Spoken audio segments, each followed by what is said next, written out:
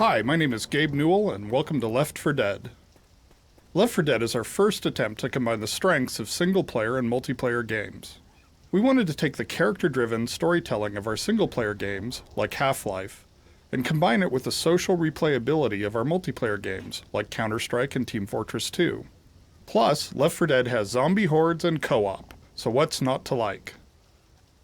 To listen to a commentary node, put your crosshair over the floating commentary symbol and press your use key. To stop a commentary node, put your crosshair over the rotating node and press the use key again. Some commentary nodes may take control of the game in order to show something to you. In these cases, simply press your use key again to stop the commentary. Please let me know what you think after you've had a chance to play Left 4 Dead. I can be reached at gaben@valvesoftware.com. I get about 10,000 emails each time we release a game, and while I can't respond to all of them, I do read all of them. Thanks, and have fun. Originally in Left 4 Dead, there were some features that made it possible for players to cause trouble for others.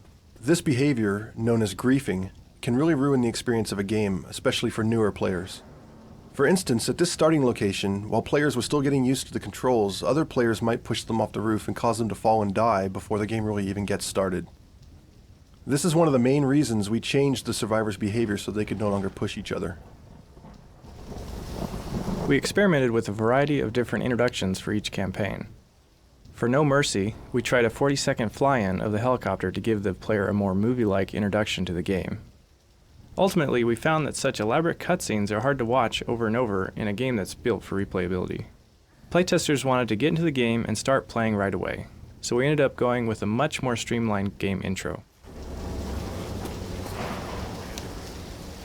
While we were developing bots for Counter-Strike Source, we discovered that a few of us armed to the teeth with automatic weaponry against 30 knife-wielding enemy bots was a lot of fun. After shipping Counter-Strike Source in late 2004, we started experimenting with new game prototypes. That basic kernel of small team of friends against hordes of clawing enemies was something we kept coming back to, and we soon realized that the co-op versus the horde game had a ton of potential. We started work in earnest on what was to become Left 4 Dead in early 2005, and in about a week, we had a very rough but very playable and fun prototype. We began our daily cycle of playtest, discuss, and modify that continued for the next 3 years. Left 4 Dead is the result of this evolutionary design process. We treat the infected horde as a major character in Left 4 Dead and spend a lot of effort in making their movements believable. This includes hundreds of motion-captured animations that are algorithmically blended with the physics system to create characters that realistically interact with their environment and each other. The common hordes stagger around, cough, vomit, fight amongst themselves, lean against walls, sit on the ground, and lie down as part of their wandering behaviors. If something wakes them from their stupor, they become alert and look around for the source of the disturbance. When they see a survivor, they become enraged and acquire that survivor as a target, taking off at a full sprint, leaning into their turns, jumping and climbing over everything in their way, trying to get to their victim. We wanted to express this rage in their faces as well, so we found efficient ways for each member of the horde to make intense facial expressions. We chose to make their eyes a solid milky white, partially because it looks creepy and disturbing, but also because it's much less expensive than drawing and controlling separate eyeballs for each infected.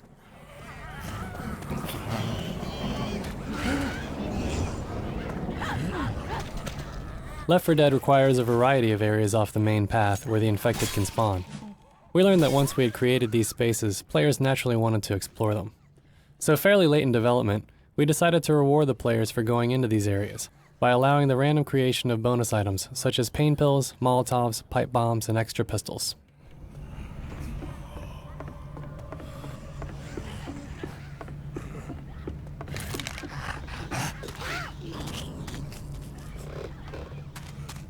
Grabbing pills.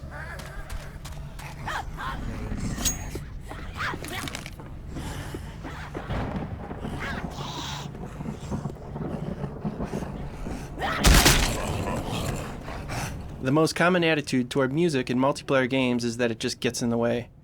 We wanted the music in Left 4 Dead to heighten the key emotional elements that should be inherent in a horror game, keeping in mind that everything in a game should contribute to gameplay.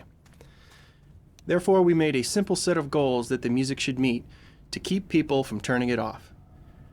Players who leave the music on are treated to a variety of subtle audio cues that not only deepen the horror experience, but make them better players. Once the game is in a playable state, we bring in friends and family who've never played the game to playtest specific areas, maps, or campaigns. These players bring a fresh perspective and objectivity to the game experience that often gives us new insights into what's working and what's not in our games. We observe their play and experience their exhilarations and frustrations. While playing, we encourage them to talk and ask questions to get a better idea of what they're thinking, though we let them know that we won't be able to answer any of those questions or offer any help. Watching these playtests helps us to tune the game so that the first-time players understand the game mechanics and the basic premise for how the game is played, and that we're achieving the right balance of challenges and rewards. After the play session is complete, there's a final Q&A session where we ask them about their experience to gain more specific insight than we were able to obtain through observation. One approach we use here is to ask them what the best and worst moments of the experience were for them and why. This is especially useful feedback to help us identify and prioritize our key issues in improving the game experience. The designs of the boss infected were driven directly from weaknesses observed during our daily playtesting. For example, in the very early days of the game, there were only common infected. As a result, the survivors had a very simple rule of shoot everything that moves. Although this was fun, it lacked tactical depth and variety. The boomer's goal was to shake this simple rule up a bit, and he became the zombie that you do not want to shoot. Originally, the boomer just exploded when shot, instantly dealing a lot of damage to everyone nearby, or even the whole team if someone made a bad decision in close quarters. The boomer didn't yet have his vomit attack. That horde drawing ability belonged to the screamer. As the design of the game continued to evolve, the screamer was cut, and this horde attracting ability was transferred to the boomer's vomit attack. This attack fit the hugely obese and gluttonous visual design of the boomer well. Once the boomer could vomit, we realized that this was a much more interesting game mechanic and changed his explosion from an instantaneous damage-causing one into the current vomit-splattering one. The boomer's vomit has a couple of very interesting game mechanics. Along with being temporarily blinded with vomit in their eyes, whoever is hit by the vomit becomes it, and the incoming horde of zombies only attacks that player, essentially leaving him to the mercy of his teammates' willingness to protect him. The other players who have not been vomited on have to make a quick decision about how to deal with this new situation. Another feature of the vomit attack is that it is not an instantaneous blow that causes damage, unlike the previous exploding version of the boomer. Instead, there are often several seconds of dread and anticipation where the player knows the horde is coming and can prepare for the onslaught, but there's uncertainty about how things are going to play out. This kind of anticipatory drama is amazingly powerful and makes the whole Left 4 Dead experience work well and keeps the players on their toes. The Screamer was a boss zombie who didn't have any actual attacks. He was bound in a straitjacket. You knew when he was around because of his crazed, maniacal cackling. The trick to the Screamer was that if he saw you, you had a moment to kill him before he ran away. And once the Screamer got away from the survivors to a hiding place, he would emit a loud, howling scream that would cause a huge mob of zombies to attack the survivors. While there were several exciting moments of knowing you had to chase him down to shoot him before he screamed, dodging zombies all the way, ultimately it proved too confusing for the survivors to discover how he worked or even to reliably notice him in the crowd. He was cut, and his horde drawing attack eventually evolved into the boomer attack. To overcome the horror and darkness of Left 4 Dead, our highest priority was to create 4 believable people for the survivors, which you could connect with. With the design of Francis, we were looking for a large, imposing character that would fit in well during the zombie apocalypse. He needed to feel huge, fit believably into the world, and read well as a silhouette. The biker look was a strong choice, as the read of bare arms, a stained white shirt, and leather waistcoat, all in a 6'5" frame, certainly made for an imposing, pared-back shape that read clearly amongst the chaos. When dealing with an environment that is as dark as Left 4 Dead, a strong graphic read would be essential in combating the visual noise of hundreds of zombies frantically flailing about. The survivors are in effect visually our last hope and read as warm and enduring people in a world gone mad. The zombies, on the other hand, are desaturated, fairly cool in their colour palette, and lack a lot of the contrast of our survivors. The 4 characters were designed as a unit, so that while they stand out together from the rest of the world, their strong silhouettes and colour contrast provide clear reads for each individually, yet a signal team. We wanted to conjure 4 survivors that would resonate realistically, and thereby complete our horrifically rendered vision of the zombie apocalypse, which you, the player, now find yourself in. To find a coherent visual look for Left 4 Dead, we first had to make choices that would help enhance gameplay in a very dark setting. The darkness is crucial to Left 4 Dead, as it forces players to stick together and encourages cooperative gameplay. We took advantage of lessons learned from our previous work on Team Fortress 2, particularly in regard to maintaining the readability of character silhouettes in a dark, chaotic environment. Meanwhile, we studied film techniques that have been employed successfully in dark settings to address the unique challenges and opportunities in a highly dynamic game environment. To accentuate the notion that you're playing through the ultimate zombie movie with a band of your friends, we added various filmic effects to the source engine. Using these effects, including color correction, film grain, contrast, and vignetting, we were able to define a stylistic filmic look that balances a visual drama with clear readability for players. When we started what was to become Left 4 Dead in late 2004, or Terror Strike as it was known at the time, our team was quite small. However, we knew we had certain strengths, one of them being AI. AI is just shorthand for software that results in apparently intelligent behavior, which can take many different forms. In our case, we wanted to explore procedural content generation, creating an AI algorithm that would generate endless amounts of content for players to consume. The advantages of this are many. Not only would the game be infinitely replayable, but we could theoretically create huge amounts of game experience with a small team and some clever programming. The reason we decided on a humans versus the zombie horde motif was that the actual core game mechanic, shoot lots of zombies, is kind of a known fun quantity. That allowed us to take more risk on the side of procedurally populating our zombie world, than to experiment with a procedural system that manipulates the dramatic pacing of the game. Taking this risk has really paid off so far. Not only do we, the dev team, still enjoy playing our game after doing so for 3 years, but the procedural population system has really saved a ton of effort. For example, if we tweak some portion of how the game plays, we only have to do it in one piece of code, which then automatically populates all 20 of our maps and all future maps we or our fans create in this new way. Anyone designing a post-apocalyptic city has to deal with the problem of how to light it. Initially, our take on it was that the city still had power. You could see lights in many windows and the streetlights were all lit up. It didn't give us the atmosphere we wanted, but we felt we needed those light sources. When we started to unify the art and lighting design, one of the decisions was to eliminate a lot of lights. This gave us an opportunity to come up with other ways of bringing light into scenes. As we removed lights, we found we were also removing any sense of normality in the city. Without lit windows, or even the illuminated signage in front of stores, we removed some familiarity from the player's experience. Things are lit from lower angles than they would expect, from car headlights and oil barrel fires. These dramatic angles really enhance the sense of a creepy, desolate, almost hopeless environment. Now it's a city that you've seen, but not in a way that you've ever seen it before. Something's amiss. Something's off. Buildings by nature tend to be pretty square, and if there's a well-lit building with a dark sky behind it, you clearly see the squareness of the building, no matter how many AC units, chimneys, or other interesting shapes are stuck on top of it. So what we did here was flip the typical lighting scheme and put a bright sky behind dark buildings. Suddenly, the pipes and chimneys blend into the building's silhouette. Now, instead of seeing individual details like the AC units, you're seeing a much more complex, organic-looking skyline in the background. And because the mind expects a similar level of detail throughout an object, your imagination fills in the detail in the dark areas of the building based on the silhouette.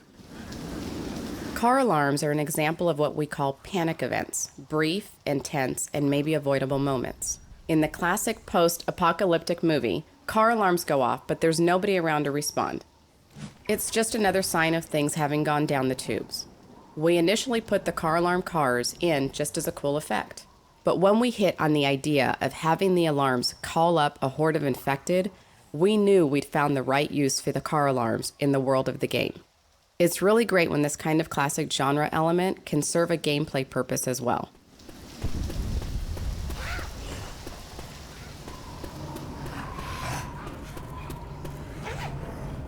Early versions of Left 4 Dead allowed more skillful players to run off on their own without much fear of deadly consequences. bobbing and weaving around the infected before they could react. The addition of player slowdown when hit by a common infected severely reduced the player's ability to simply run straight through the horde. More importantly, the Hunter Pounce and Smoker Hang presented fatal situations for a player on his own. These additions instilled the fear of being alone in even the most seasoned of FPS players, reinforcing the value of tight teamwork. Man. Sweet, baby!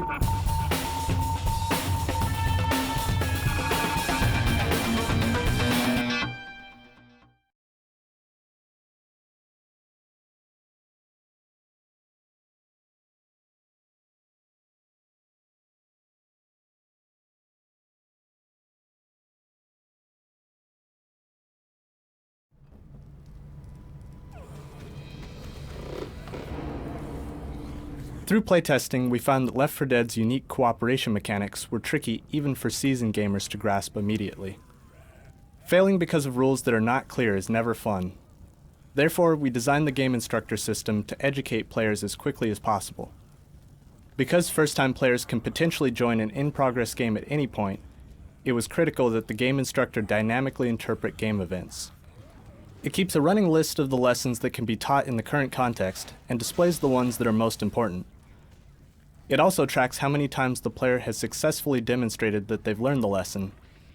Once the player has proven competence at any specific lesson, the hint is never shown again.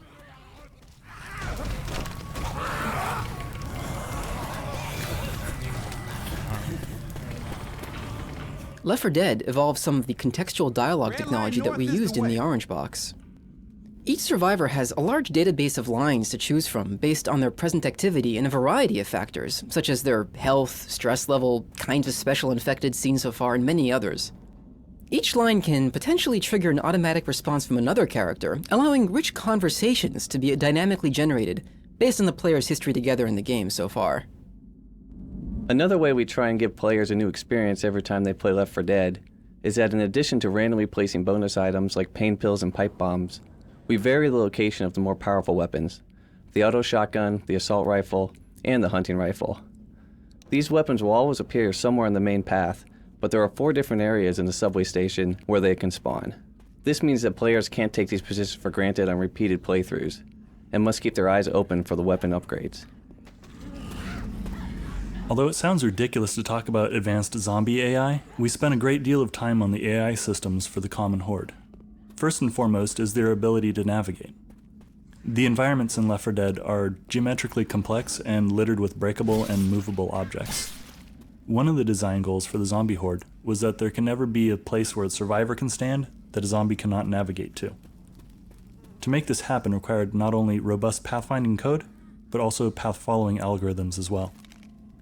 These path followers have to continuously evaluate the local geometry around them and decide whether to crouch, stand, jump, climb over, and otherwise navigate nearly arbitrary environmental obstacles. This covered body is an example of how we tell a story in the levels without using any words or overt storytelling. We wanted to show that there are other people in the world that are survivors like you. We figured most people wouldn't survive very long and you'd come across their bodies, but we needed a way to set these apart from all the dead ragdolls of the common infected. By simply covering a body with a blanket or a sheet, it becomes really obvious that this guy had a buddy, a friend, and when he went down, his friend had compassion and covered him up. This also tells a story about the state of the world, that they wouldn't want to go out and bury the body. They couldn't expose themselves to infected. So they'd have the bodies right there with them, but covered. Sometimes you'll see a covered body right outside a checkpoint. So it's like they were in a safe area, and maybe during the night their buddy died from his wounds. So the next morning, the other survivors didn't really want the body in there with them, so they dragged it outside. This was the best they could do for the guy. Smoking the set is a common film technique used to help separate background and foreground elements. We use particles and distance-based fog to do our own version of smoking. Our first experiments proved frustrating for players. We used a realistic dark fog, but this obscured character silhouettes and gave no sense of the vast surrounding environment. Once we lightened up the fog, the maps gained a greater sense of scale and distance, and the readability of characters greatly improved, so the players could more easily tell friend from foe. Fog also helped players spot important events, like zombies climbing over distant fences. So changes in visual design not only improved the look of the maps, but aided players in anticipating and coordinating their team ahead of attacks. Early playtesting revealed that players often didn't know that other survivors were in need of help, even though the status of the other survivors at the bottom of the screen changed to red. When being attacked by a horde of zombies, we found players focusing exclusively on the in-game action and missing any changes to the HUD and the other player's status.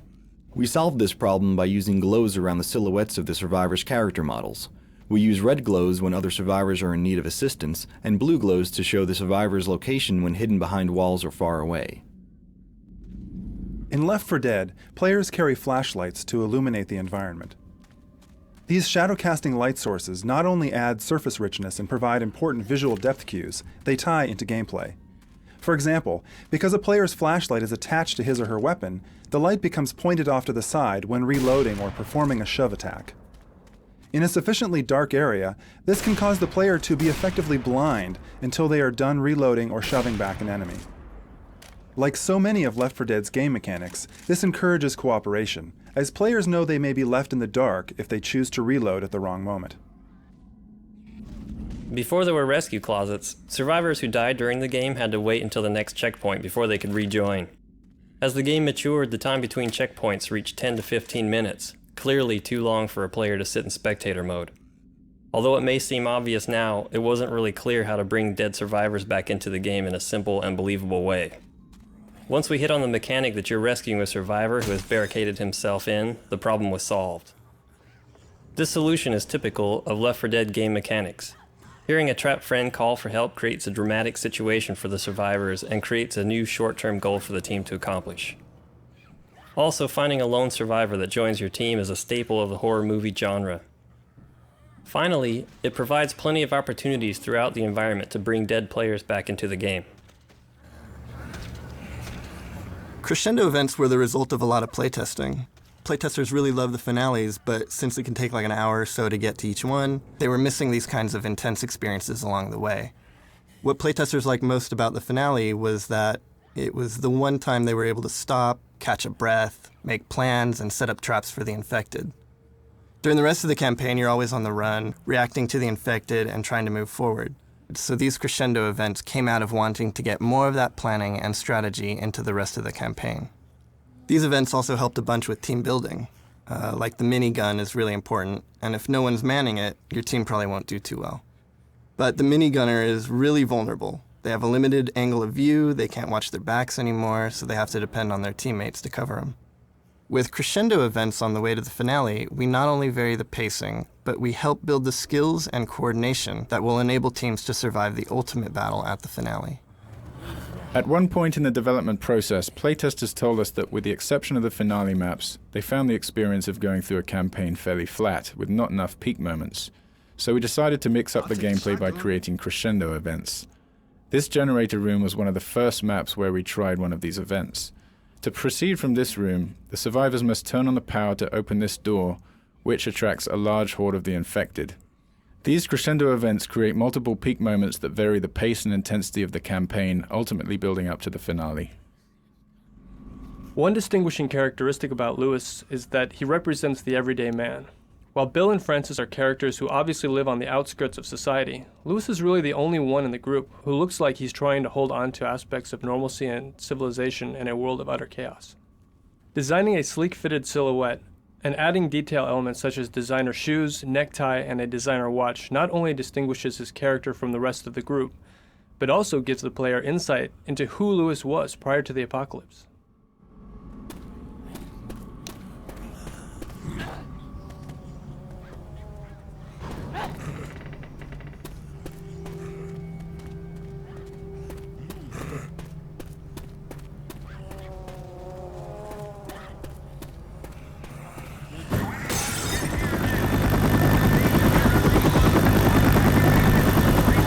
Lighting was one of our toughest challenges. We had to find a light level that was atmospheric without striking players as frustrating or unfair. Wherever possible, we let lighting tell the story and enhance the gameplay. Playtests proved that in a dark game, players will go wherever there's light. All we had to do was set up a few critical lights, and players are drawn to them like a moth to a bug zapper. This simplified lighting also made it easier to read silhouettes, so that players could more easily tell survivors from infected. And the car headlights proved to be one of our most flexible props, casting long dramatic shadows that tell a story of abandonment, while being easily positioned to lead the survivors where we want them to go. Usually, each model in the game has its own unique texture maps painted specifically for that model, which give the object its surface colors and detail. To have a convincing variety of cars using this method would have required as many textures as varieties of car, plus multiple duplicates of the textures in different colors, which would have been far out of our allotted texture memory budget. So we had to find a more efficient way to bring about the same result. For example, the texture on this car is shared with 3 different car models distributed throughout the environment. In addition to this one color texture, there is also a mask texture that allows each instance of the car's painted surfaces to be tinted a different color without having to author a separate texture. So for the cost of 2 textures, you can get 4 different car models in an unlimited variety of colors.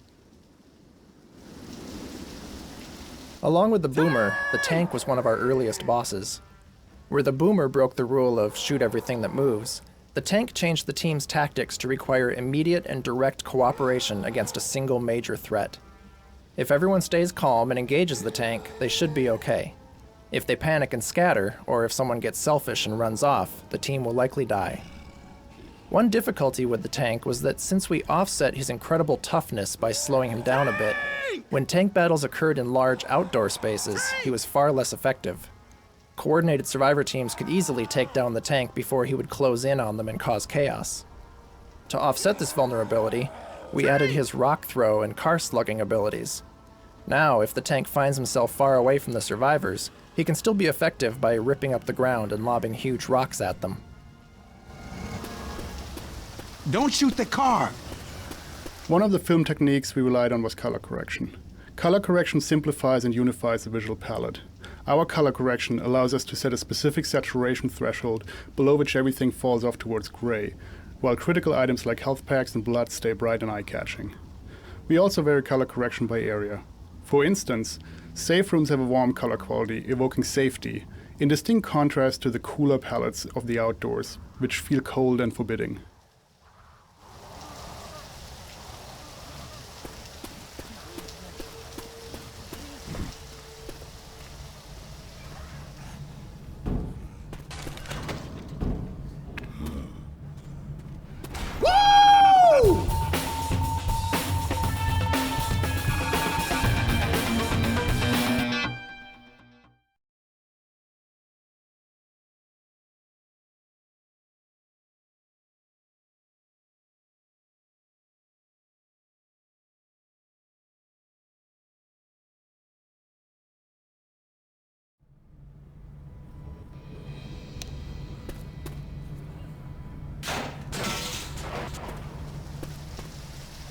Initially, designers placed the spawn locations for common infected mobs in each map.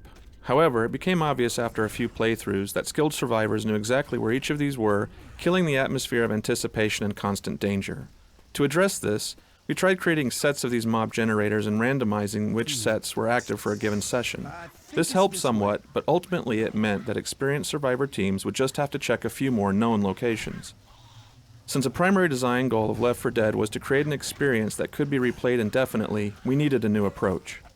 We decided to go for the ideal but riskier solution, a completely procedural approach that would determine where to create mobs on the fly as the team was playing. Although it took longer to build this system, in the end it worked better than we even hoped. Not only were experienced teams no longer able to expect where mobs would hit, but the process of populating maps with enemies was hugely simplified. What used to take weeks of painful iteration and constant updating as maps were changed became a 5-minute process that was much more tolerant of map changes and actually played better. It was so successful, in fact, that we can't imagine building Left 4 Dead without a system for this kind of procedural content. We later expanded this system to add wandering zombies to the environments to increase the survivors' tactical choices and add additional variety to the game experience. Once this design decision was made, these wanderers were added to every map in the game with just an afternoon's worth of code from a single programmer. We play-tested the idea that very same day. Network bandwidth usage when playing Left 4 Dead is a huge concern. We're constantly looking for ways to reduce how much data the server needs to send to each of the players. In most of our multiplayer games, we're only concerned with other players and their projectiles and weapons. But in Left 4 Dead, we must update not only the behavior of other players, but those of a horde of infected. In the hospital campaign, a lot of the surfaces are flat, such as halls and roadways. By making sure the infected only send their height when it changes, instead of giving complete position updates, we shaved almost 10% of the bandwidth from the server. The process behind designing Zoe's character wasn't as straightforward as the other three. Developing a young female in a zombie apocalypse isn't easy with a backstory like hers. She had to be attractive and worn down at the same time. She needed to be tough and able to hold her own, even though she's occasionally terrified. Her readability was also something we had to take into consideration. A bright red jacket solved the problem. It pops out amongst the gritty, desaturated zombies and the dark, subdued environment. As far as the rest of her appearance, there was a little bit of back and forth as her character came into focus through iteration. Finally, we were certain that the character model met our goals, and Zoe unfolded into an everyday young woman who everyone can relate to. Our first maps created specifically for the game were giant non-linear city sections. The idea was that the survivor team would have to find their way through the zombie-infested city.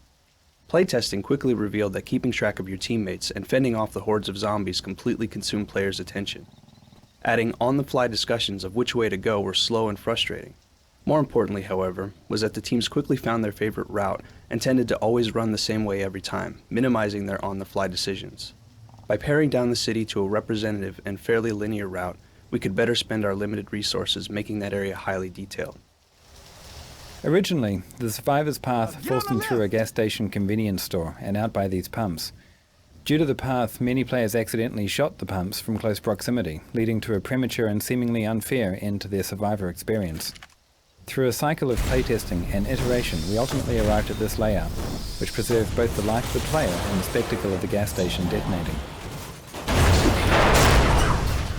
This loading dock was another arena that we designated for our mini-finale.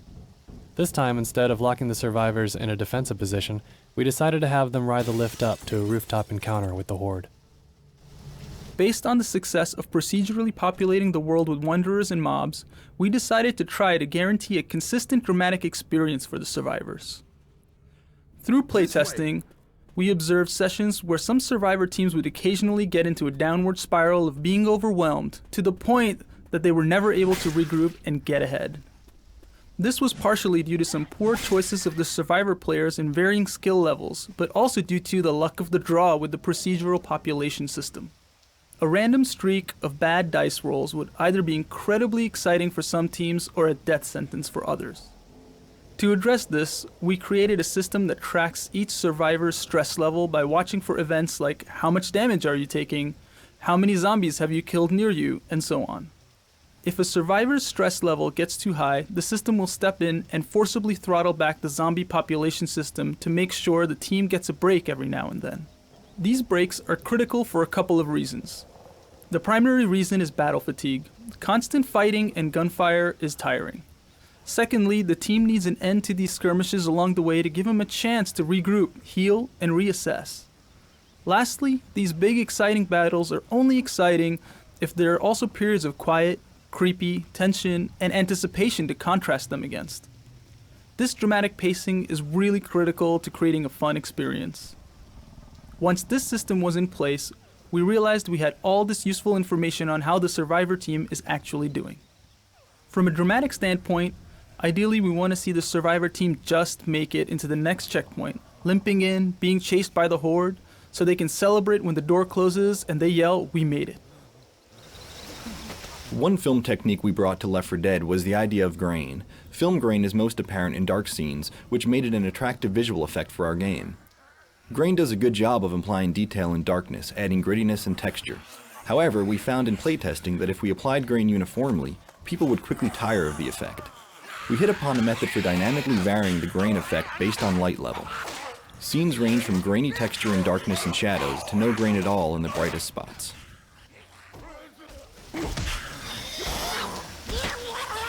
Man, I feel like I'm Gordon Freeman.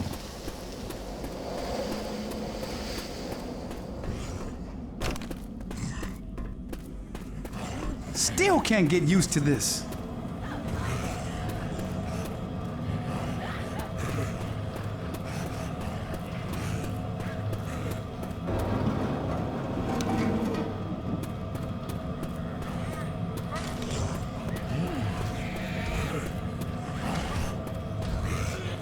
Well, into the sewers we go.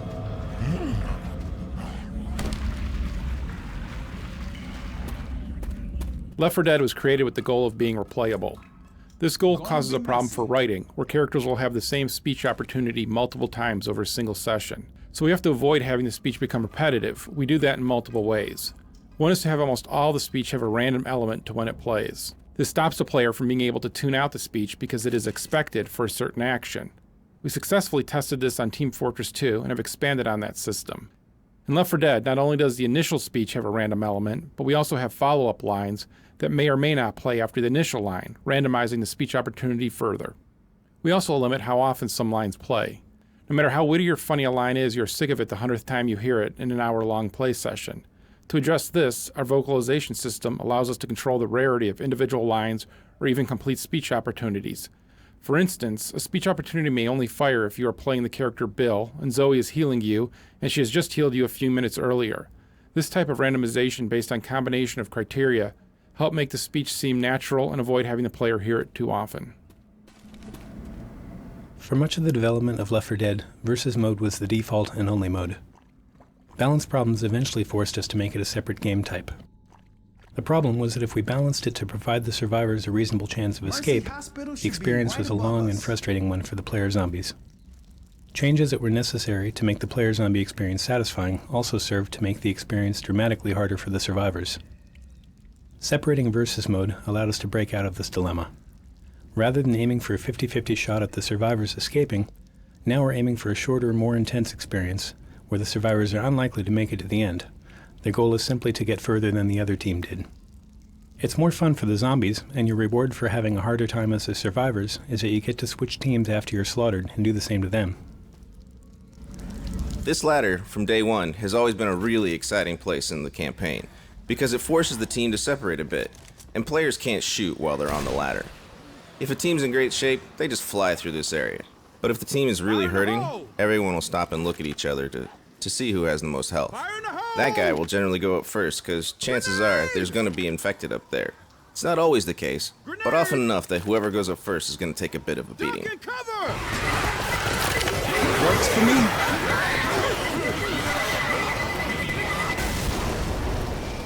The witch is much rarer than the boomer, and her penalty is much more severe. Basically, if you shoot the witch, you will likely die. The witch has two functions. One is to provide an exception to the rule of shoot everything that moves. The primary function of the witch, however, is to force a change of pace on the survivor team. Ideally, discovering a witch near your path will result in the team going into stealth mode, shutting off their flashlights and walking carefully around her as to not disturb her. This is a large departure from the intense and loud pace of normal gameplay. In earlier versions of the witch's behavior, she was far more dangerous. Once she was set off, she went berserk and attacked all of the survivors until she was killed. This proved to be too harsh, particularly for teams of new players. One stray bullet could wake the witch, and she would slay the entire team, ending the game. Now she limits her wrath to the survivor who harassed her. If she successfully kills that player, she retreats from the scene entirely.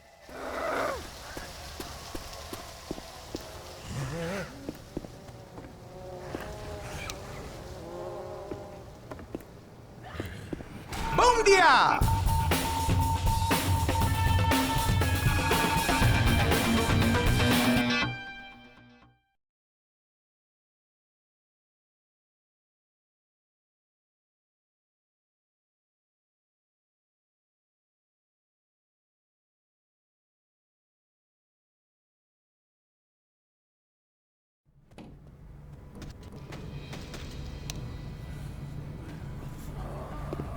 Valve has a long history of gathering real-world gameplay data and using that to improve our products.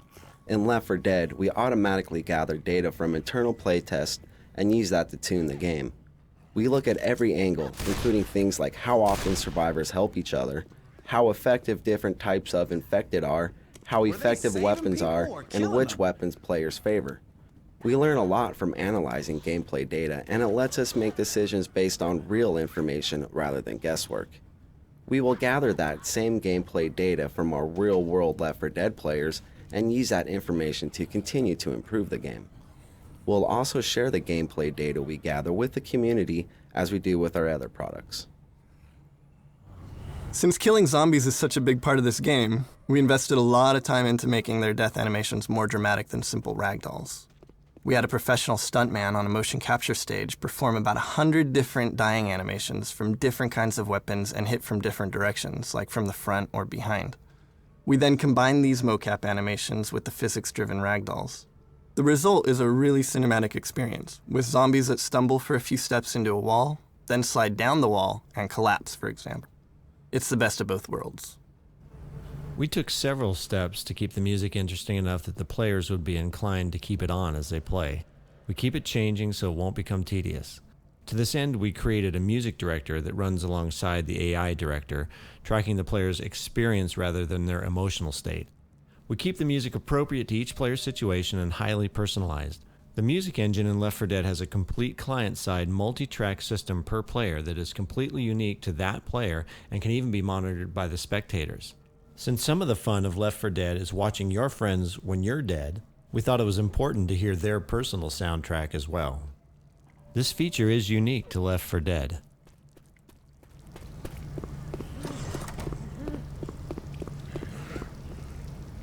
In Left 4 Dead, players are constantly getting attacked by mobs of common infected, and have lots of opportunities to view individual infecteds up close. Playtesters tend to notice and remember the variety of faces and clothing of the different types of common infected, and it helped to reinforce the sense of a vast epidemic. It was a challenge to create this diversity of looks for common infected and take advantage of unique clothing or uniforms in specific areas without blowing our model and texture memory budgets. We came up with a system of marking navigation areas to spawn specific populations of infected. Each population type defines probabilities for which common infected versions can be spawned. For instance, lots of TSA agents are spawned in the airport, hospital patients around the hospital, cops in the streets, office employees in the offices, etc. We also paid special attention to infected heads and upper bodies, because playtesters were noticing those parts of common infected the most. By randomly selecting from a lot of small head textures packed in a single texture sheet, using random tint colors for clothing materials, and using random body groups for infected bodies, we could generate over 1,500 different looks for common infected. The idea that a bad decision by one player directly impacts the whole team is central to the design of Left 4 Dead. It is emotionally very powerful to know that you need your teammates to succeed, and to have clear and visceral feedback that you just made a mistake that is going to cost the team dearly. Examples include shooting a boomer that explodes on a friend, causing a horde of zombies to attack him, causing the witch to attack, which usually means someone is going to die, throwing a bad Molotov and burning your friends to a crisp, shooting a car alarm, causing all hell to break loose, running away and leaving your team incapacitated and dying, and of course, shooting your friend in the back as he was limping into the safe house, incapacitating him while the horde is hot on your heels.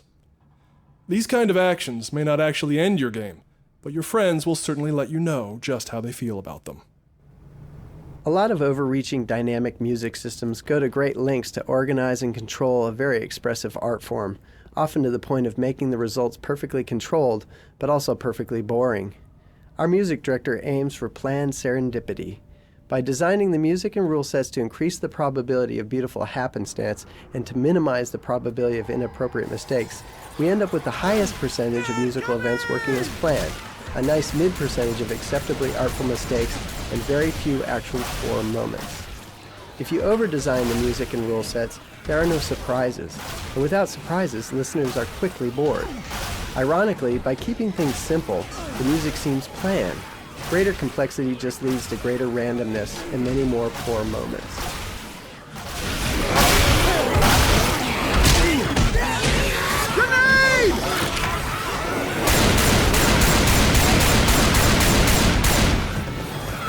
One of our goals when designing the 4 survivors was to have a very diverse group of real-world characters who fit in the post-apocalyptic storyline, but that also have heroic and aspirational qualities. Bill was a challenging design problem when it came to finding the correct balance between realism and idealism. In our first attempts, we made him look a bit too old and frail, which made him seem physically incapable of fighting against the horde. On later iterations, we erred on the side of making him look too young and handsome, which broke the fiction that we had for the character. In our final design, we balanced the character backstory and the aspirational qualities, portraying Bill as a once heroic army veteran, who though older and wiser, can still excel at physical combat. Elevator's here!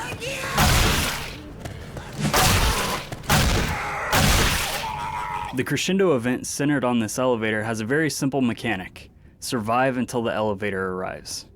In order to distinguish it from other crescendo events, we added breakable walls that allowed the horde to smash through, surprising the survivors and providing access for them to attack from all directions.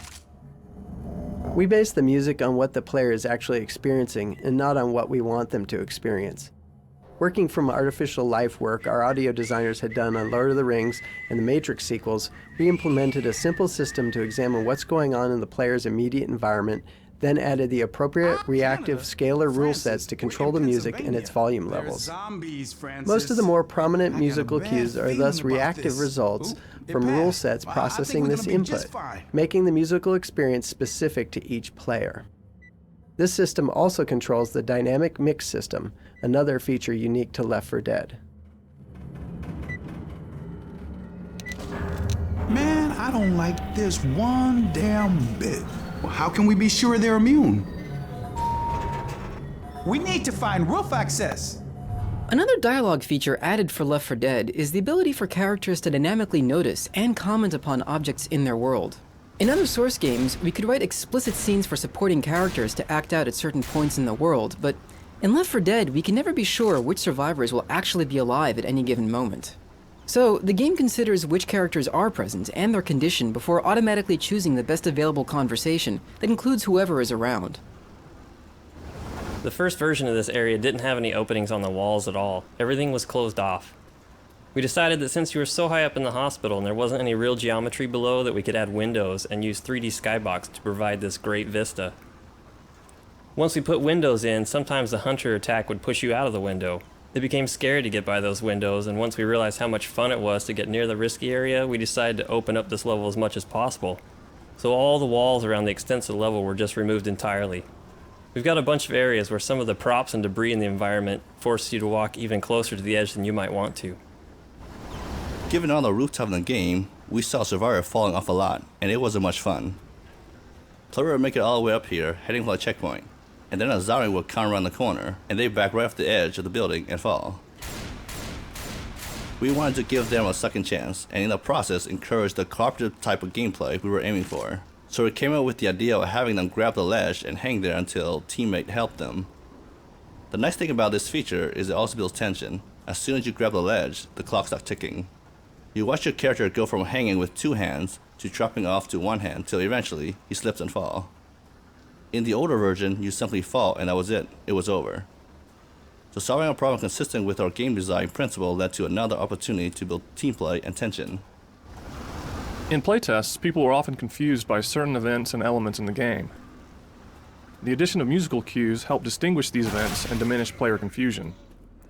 This was similar to the way that we experimented with distinct visual silhouettes in order to make our characters stand out in a chaotic environment. Audio silhouettes work on a preconscious level and are rarely perceived as intentional. During our internal playtesting, we ran into situations where a player who had a habit of making bad decisions kept becoming incapacitated to the point where the other survivors became frustrated, continually reviving and escorting this player 5 or 6 times in the space of a couple of minutes. Adding the 3rd strike and you're dead rule solved this issue 2 ways. First, it temporarily took these players out of the game and allowed the rest of the team to proceed and enjoy their experience. Second, the players who died found themselves as a spectator watching the more successful players. This not only gave them the opportunity to learn how the remaining players were surviving, but how they might improve their own performance as well. It also let them cool off and regain their composure in preparation for rejoining the game a minute or so later. Over there! Oh yeah! Who's your mama? Who's your daddy?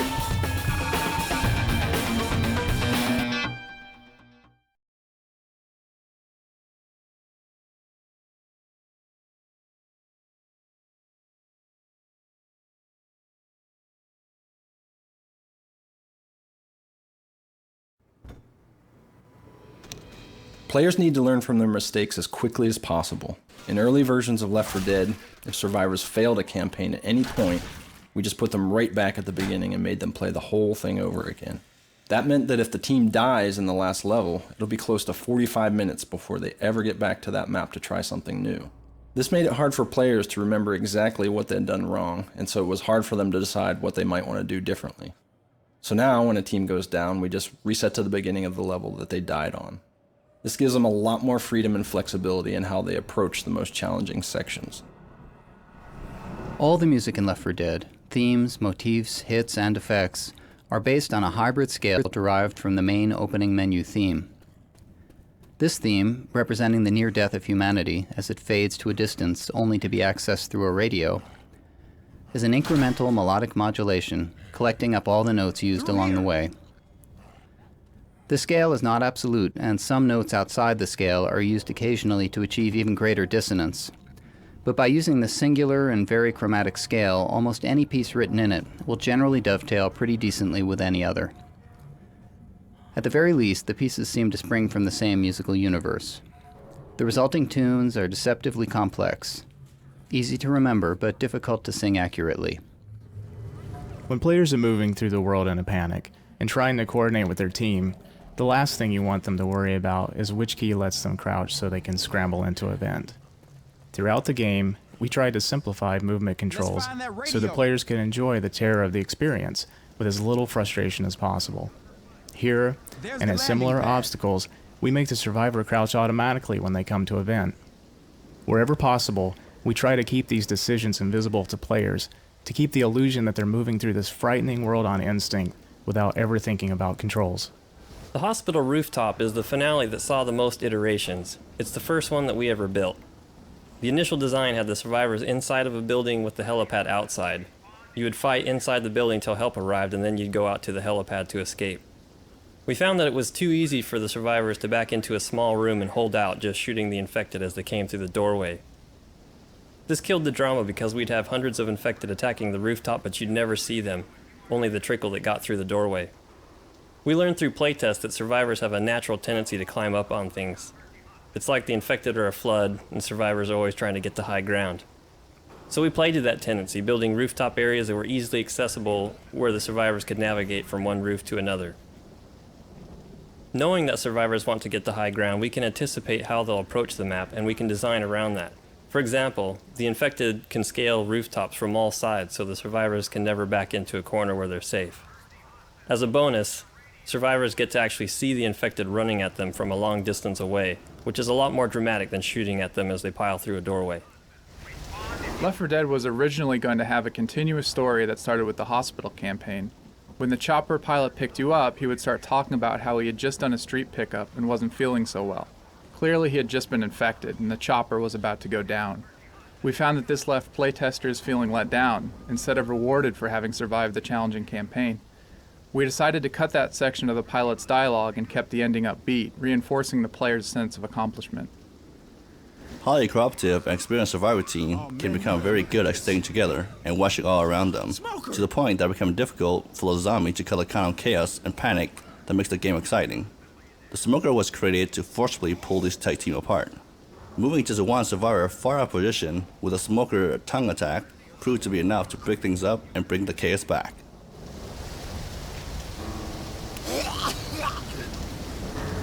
While special effects seem on the surface to be visual fluff, they also serve critical gameplay functions. To use an example of the smoker, we can see how his various effects follow his design.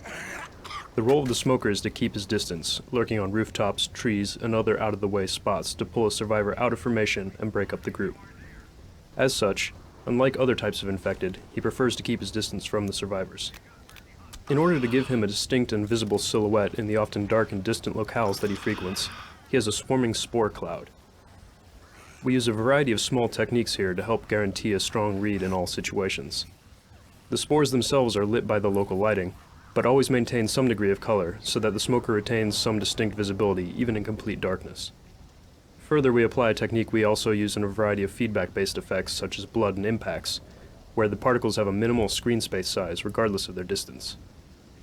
This allows the smoker to retain his distinctive effect at far distances or when silhouetted against the sky, while keeping the actual particle sizes small when up close. Since the smoker is usually dealt with at a distance, often at angles which make getting a shot difficult, his death must also be clearly broadcast to players so that they can tell when they've killed him. This is where the smoker's moniker comes into play. When he is killed, he releases a large smoke cloud, which is not only a visual payoff for killing the smoker, but a clear read that he has been defeated and won't escape to attack again. His cloud also serves as a final act of revenge, obscuring nearby players' visibility as well as hiding infected within. Hello? You made it. All you need to do is hold out until I get there. But first, you need to prepare. Man, check this gun out! Other supplies to help you hold out. No way I can land unless you are ready. Call me back once you're prepared. New shot for 5 out. We knew we wanted homemade weaponry for Left 4 Dead, and a pipe bomb seemed ideal. However, for a long time the pipe bomb wasn't very fun. We tried various things, such as having a pipe bomb kill a tank. That certainly made the pipe bomb valuable, but instead of being exciting, it made the tank battle anticlimactic. We also tried making the explosion radius much larger, but the instant explosion made it difficult to time perfectly to be effective against a mob rush. In the final months of development, one of the animators suggested the pipe bomb having a beeping, flashing light that attracted zombies. That added the missing fun element, an interesting and useful tactical choice for the survivor. We prototyped this new pipe bomb behavior, and it was an instant success. There are definitely situations where you want a Molotov, but now that choice is harder to make because both are useful and fun. The tank is an awesome presence on the battlefield. It's the only zombie that can withstand any amount of direct fire. To successfully combat a tank, the survivors need to work together and focus on their target, and even then the chance of catastrophe is high. With all of this power, it's a huge reward when a player gets to play the tank. We wanted to create something that rewarded player performance, so it would feel fair, but we also wanted to make sure that it didn't generate a feedback loop, where one player would always end up being the tank. Often when trying to solve a game design problem like this, it's good to look at mechanisms that exist outside the gaming world that solve the same problems. That way our players will instantly understand the mechanism at play, and we can tap into the same excitement that might already exist for the external mechanism.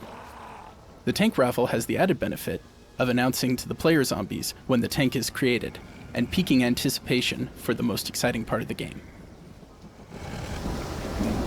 In early playtests, when players controlled the tank, we had a major problem with them not behaving in character, totally breaking the game balance of the tank and making him a game ender almost every time. The problem was that an intelligent human player wants to win right now, and the tank was designed to be an enraged berserker that just charges in and starts smashing stuff. Having a tank that can take tons of damage, has an incredibly powerful melee attack, and is smart, hides in choke points, and stays in cover constantly, as a smart human does, was a huge problem. One choice was to not allow the tank to be human controlled and to leave it to the AI to drive its behaviors consistently.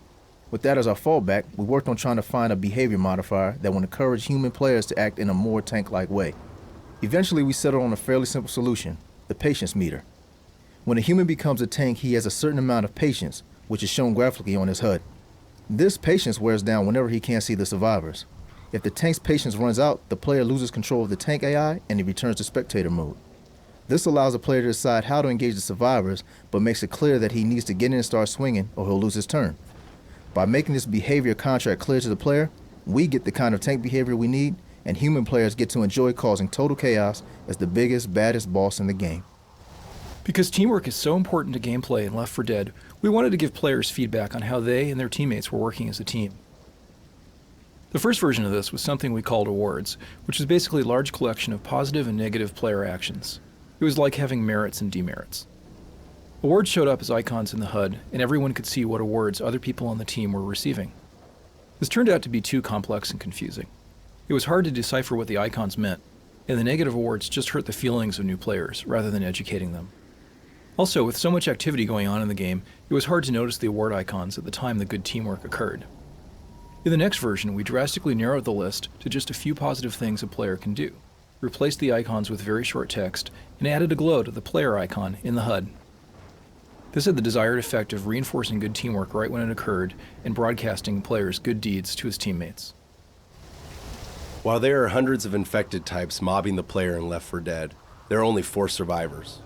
To make sure these 4 stood up to close scrutiny over many hours of playtime, we decided to use photographic reference of faces and wardrobe details. We started out by casting 4 individuals who fit the general design concepts we had created for our characters. These models were photographed on a turntable under both flat and dynamic lighting conditions in order to provide reference for modelers and texture artists. In addition, each model was photographed in a custom-built mirror box, which allows us to capture simultaneous front, right, left, top, and bottom views in a single shot. The talent was guided through a matrix of facial expressions, creating a complete catalog of movements and expressions for each character's face. This is an invaluable resource for our modelers and animators when they start to recreate these expressions in 3-dimensional models. Traditional vignetting is a term from photography which refers to the slight darkening of the periphery of a photograph. In our vignetting approach, we darken only the top edge and corners. This focuses player attention down into the middle of the play space where it belongs, while also creating a sense of oppression or claustrophobia. This is a great example of how a visual enhancement can have a positive effect on the overall game experience as well.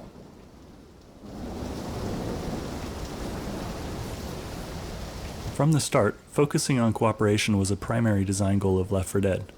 Although other games support cooperative play, extremely few actually require it. There are many core game mechanics in our game that require cooperation to succeed. One of the first that we added was having your character collapse to the ground, incapacitated and unable to move when your health reaches 0. You continue to lose health in this state and the zombies will continue to attack you. Once you're incapacitated, you will die unless a friend helps you back to your feet. Reviving an incapacitated friend takes 5 seconds, so it is a risky investment, as the rescuer is vulnerable and unable to defend himself during this time.